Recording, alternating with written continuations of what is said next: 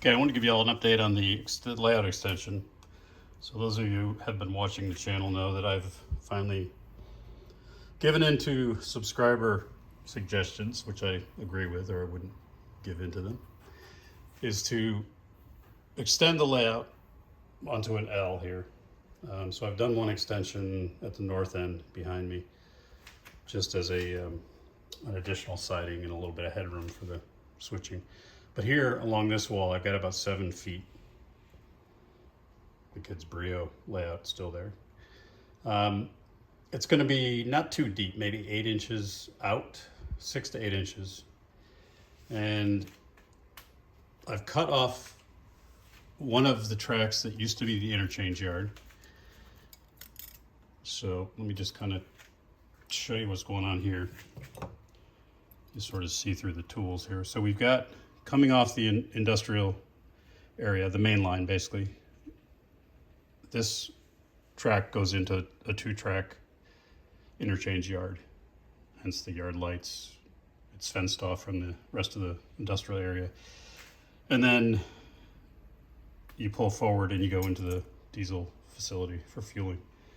By the way, if you have these 3D printed proto throttle holders, if you have the right size cup, works as a cup holder, just by coincidence. So I've gone and cut a section of this first interchange yard track out. So now what I'm going to do is lay in a switch, a right switch, number 6, Pico. And I will probably also, and this was one of my subscribers' ideas, which at first I thought, well, maybe I'll just rip up that abandoned track that I worked so hard on. But I think what I can do with it, and I'm always hesitant to have too many tracks, but I think it'll work this way. So I'll have a right turn that's going to head toward that L, which will now become the interchange yard. And then I'll go out a bit and then have a left-hand turnout, which would line up perfectly with this track. So it'll left turn out to this track, and then it'll continue on to a gradual curve that goes right along the wall there, and that'll split into 2 tracks. And they're long enough so I can have decent cuts of cars on each of the 2 tracks. And that's about all I want to do because I need garage space. So what it will do is it will take the inbound train and leave it there. So it's really a staging yard. And it'll allow me to have a different road name. So I'll have a CSX. So the CSX comes in and there's 2 cuts of cars, one for each op session, 5 cars each. It'll pull one in off that L.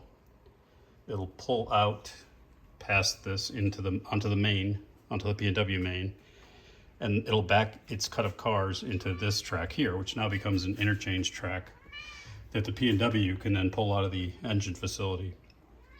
And can I help you? That's Rigby, the beast. So it'll allow P&W to pull out, grab that cut of cars that CSX dropped off and take it out onto their main, and they can do all their switching at the north end of the industrial park and back here at the south end. And then once they're done, they can pull it back or back it into the interchange yard. CSX can grab that and bring it back into the staging interchange, or call it staging track. And the CSX can, for second op session, pull in the second cut of cars, which will be sitting on an adjacent track, and go through that same movement. So that's the idea. But what allows me to do is, rather than pull up this, which was the first of 2 interchange tracks, it allows me to keep that as a place they can back the CSX engine in there, or they can put the transfer caboose there. P&W can put their maintenance away cars. And then this scrappy overgrown track, I'll leave that way. I'll just clean off the tops of the rails, electrify it. It'll be coming off this switch, and I'll use it to put maintenance away equipment like this, a ballast damper, some of the smaller things that'll just line up there. And then this track will really just be for inbound engine if it needs somewhere to get out of the way, transfer caboose, the OTM tracker,